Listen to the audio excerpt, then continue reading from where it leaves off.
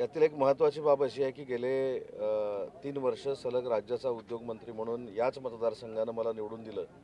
त्याच्यामुळेच मी दावोसला जाऊ शकलो. त्याच्यामुळं सर्वप्रथम मी या मतदारसंघातल्या सगळ्या मतदारांना मनापासून धन्यवाद देतो. राज्याचे माजी मुख्यमंत्री आणि विद्यमान उपमुख्यमंत्री आदरणीय एकनाथ शिंदे साहेबांनी तिसऱ्यांदा मला दावोसला जायची संधी दिली आणि त्यांनी जी प्रथा रेकॉर्ड ब्रेक MOU करायची गेली 2 वर्ष पाडलेली होती, तीच प्रथा आम्ही पुढे कंटिन्यू केली. माननीय देवेंद्रजींच्या नेतृत्वाखाली 15,70,000 कोटीचे प्रकल्प गुंतवणूक महाराष्ट्रामध्ये आणण्यामध्ये आम्ही यशस्वी झालो आहे. आणि याच्यातला विशेष आनंद असा आहे की निवडणुकीच्या अगोदर जे 2 प्रकल्प मी सांगितले होते, एक धीरूभाई अंबानी डिफेन्स क्लस्टर आणि VIT सेमीकंडक्टर, या दोन्ही मिळून 40,000 कोटीचे रत्नागिरीसाठी MOU देखील दावोसमध्ये झाले. याच्यातनं हजारो मुलामुलींना रोजगार रत्नागिरीचा मिळणार आहे आणि 15,70,000 कोटीचे MOU झाले, त्याचा आनंद नक्कीच आहे. परंतु रत्नागिरीकरांना दिलेला शब्द पूर्ण देखील करू शकलो, याचं देखील समाधान. सर, राजकारणात कोकणातला एक मोठी उलथापालथ होते. म्हणजे ज्यावेळेला तुम्ही एकनाथ शिंदेची साथ धरलीत तेव्हा तुमची टीकाटिप्पणी झाली. लोकसभा आणि विधानसभा निवडणुकीमध्ये तुम्ही आकडेवारीवरून हे दाखवून दिलात की तुमचा निर्णय योग्य होता. पण आता मात्र तुम्ही आणखीन एक धक्का देताय, तो म्हणजे मोठ्या प्रमाणात पक्षप्रवेश आज रत्नागिरीमध्ये होत आहेत. साधारणपणे काही माजी आमदार पण कॉन्टॅक्टमध्ये असल्याचं म्हटलं तुमच्यासोबत. अर्थात आज पक्षप्रवेश जरी नसला तरी एकंदरीत भविष्यकाळात काय रणनीती असणार आणखीन? आजचा पक्षप्रवेश हा रत्नागिरी संगमेश्वर विधानसभा मतदारसंघासाठी अतिशय महत्त्वाचा आहे. आजच्या प्रवेशामुळं पूर्वी माझ्यासोबत काम करणारे शिवसेनेचे सगळे पदाधिकारी, उबाटामधनं आज सामील होणारे पदाधिकारी यांची ताकद जर एकत्र झाली तर मला असं वाटतं की या मतदारसंघामध्ये तर 11च्या 11 जिल्हा परिषदेच्या जागा आमच्या निवडून येतील, नगरपालिका देखील निवडून येईल. आणि पुढच्या 7-8 दिवसामध्ये ज्याचा उल्लेख आपण केला की अजूनही काही माजी आमदार प्रवेश करण्याच्या मनस्थितीमध्ये आहेत, त्यांच्याशी माझी चर्चा सुरू आहे. कालच रात्री माननीय एकनाथ शिंदे साहेबांनी देखील त्यांच्याशी चर्चा केलेली आहे. आणि 7 ते 8 दिवसामध्ये अजून फार मोठी जिल्हा स्तरावर उलथापालथ होईल. शरद पवार यांनी असं म्हटलेलं आहे की उदय सामंत दावोसला उद्योग आणण्यासाठी गेले की पक्ष फोडण्यासाठी. मला असं वाटतं की शरद पवार साहेबांनी माझं नाव घेऊन पत्रकार परिषदेमध्ये बोलणं म्हणजे मी नक्की राजकीयदृष्ट्या मोठा झालेला आहे याचं मी जाणीव झाली. आणि दावोसला मी गेल्यानंतर इथं जी पत्रकार परिषद झाली होती त्याचं उत्तर मी दावोसमधनं दिलेलं होतं. त्याच्यामुळं मी दावोसला गेल्यानंतर इथं जे काही लोक माझी बदनामी करत होते, काही मंडळी वेगवेगळ्या पद्धतीनं माझ्यामध्ये एकनाथ शिंदे साहेबांमध्ये गैरसमज निर्माण करण्याचा प्रयत्न करत होते, त्याचं उत्तर मी दावोसमधनं दिलेलं होतं. आणि माझ्याकडे जी काय आकडेवारी होती आमदारांची खासदारांची ती मी दावोसमधनं मांडली. सर, संजय राऊत असं म्हणाले आज की महाराष्ट्राला लवकरच तिसरा उपमुख्यमंत्री मिळेल म्हणून असा दावा त्यांनी केलेला आहे. कदाचित ते येणार असतील शिंदे साहेबांबरोबर. पण सर, भविष्य अमित शहा आणि एकनाथ शिंदे यांच्यात ऑपरेशन टायगरबद्दल चर्चा होती. आता ऑपरेशन टायगर म्हणा किंवा ऑपरेशन शिवधनुष्य म्हणा, मला असं वाटतं की स्वतःहून ही लोक आता शिंदेसाहेबांचं नेतृत्व स्वीकारायला लागलेली आहेत. त्याचं मूर्तिमंत उदाहरण म्हणजे रत्नागिरी जिल्ह्यामध्ये होणारे पक्षप्रवेश आहेत. आणि आज तुम्हाला हा पक्षप्रवेश जरी दिसला असला तरी लांजा राजापूर मतदारसंघामधले देखील उभाटाचे सगळे पदाधिकारी तिथले विद्यमान आमदार किरण भैया सामंतांच्या नेतृत्वाखाली एकनाथ शिंदेसाहेबांच्या शिवसेना पक्षामध्ये आले. मी जबाबदारीनं सांगतो की मंडणगड, दापोली, खेड, चिपळूण, गुहागर, संगमेश्वर, रत्नागिरी, लांजा, राजापूर या सगळ्या तालुक्यातल्या उभाटाचे पदाधिकारी आता टप्प्याटप्प्यानं शिवसेनेमध्ये येतील. कारण त्यांना ऑपरेशनची आवश्यकता नाही, त्यांना जाणीव झाली की उदय सामंतनं घेतलेला जिल्ह्यातला निर्णय हा योग्य होता आणि खरी वंदनीय बाळासाहेबांची शिवसेना ही 100% एकनाथ शिंदेसाहेब चालवतात, त्यांच्या नेतृत्वाखाली चालते.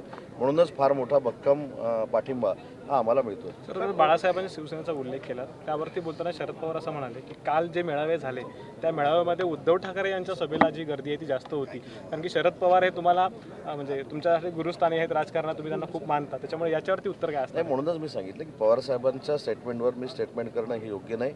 परंतु साहेबांना हे उद्धवजींचा मॉरल वाढवण्यासाठी सांगावंच लागेल की गर्दी त्या ठिकाणी होती. परंतु विधानसभेच्या निवडणुकीनंतर आमदारांची गर्दी कुठं झालेली आहे हे महत्त्वाचं आहे. आणि 237 मॅन्डेट देऊन जेव्हा महायुतीचं सरकार आज स्थापन झालेलं आहे, त्याच्यामुळे जनतेचा आशीर्वाद, जनतेच्या सगळ्या इच्छा आकांक्षा हे महायुतीचं सरकार पूर्ण करू शकतं. म्हणूनच आम्ही सत्तेमध्ये आलो आहे. परंतु कालच्या भाषणातलं एक वैशिष्ट्य होतं की काल कोणीतरी असं म्हणालं की वाघ नखानं आम्ही कोथळा काढणार आहोत.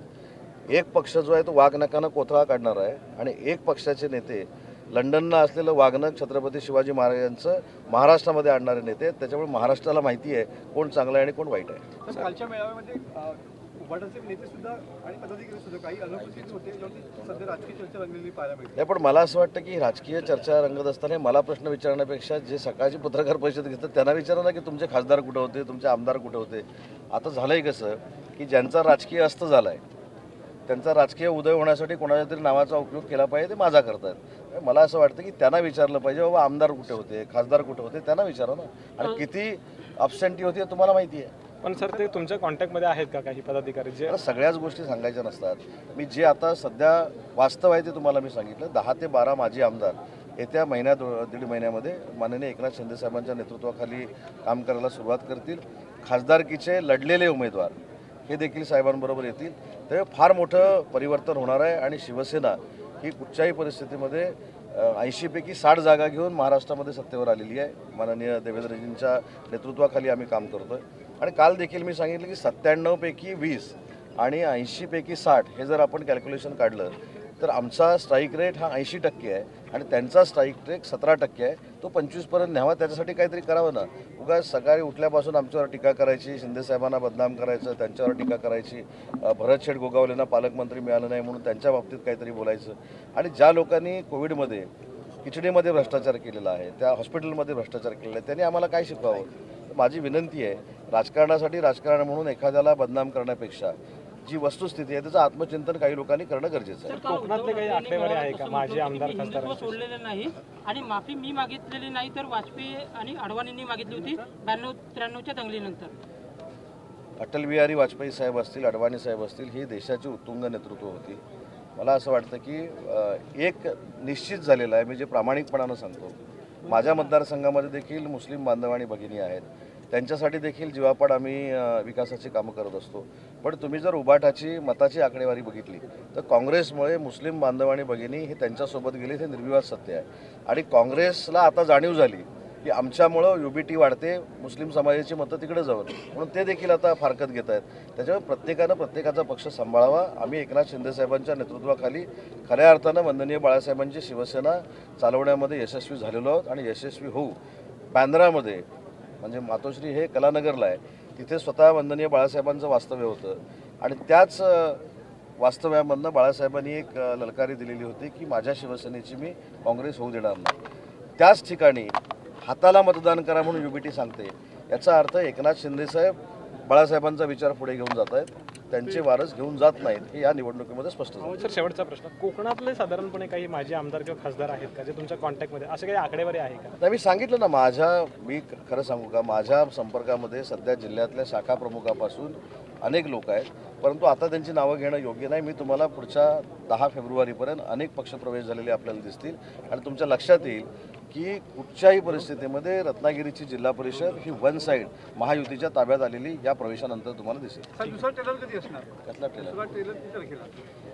नाही, आता ट्रेलर तुम्ही याला म्हणायचं की काय म्हणायचं तुम्ही ठरवा. आज त्याची सुरुवात झालेली आहे आणि 10 तारखेपर्यंत रत्नागिरी जिल्ह्यातली पुरी UBTचे जे मेन पदाधिकारी आहेत, काही जिल्हा प्रमुख आहेत, काही संपर्क प्रमुख आहेत, काही सहसंपर्क प्रमुख आहेत, माजी आमदार आहेत, हे माननीय एकनाथ शिंदे साहेबांसोबत आलेले आपल्याला दिसणार आहेत. काल उद्धव ठाकरेंचं जे भाषण झालं त्यामध्ये अमित शहांवर हल्ला चढवला गेला, पण फडणवीसांच्या बाबतीत थोडंसं मौन पाळलं गेलं. मी हेच सांगितलं की मला ह्याच्यातलंच लॉजिक कळत नाही की देशाचे संरक्षण मंत्री अमित शहा साहेबांच्या नेतृत्वाखाली आम्ही सगळे महायुती म्हणून काम करतो, नरेंद्र मोदी साहेबांच्या नेतृत्वाखाली काम करतो.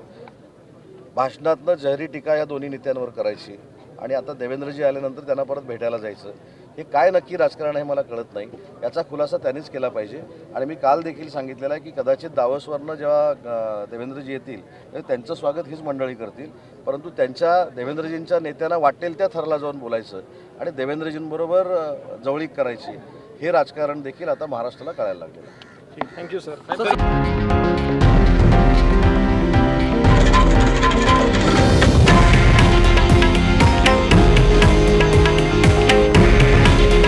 हे आहे देशातील नंबर 1 न्यूज नेटवर्क आणि आपण पाहत आहात TV9 मराठी.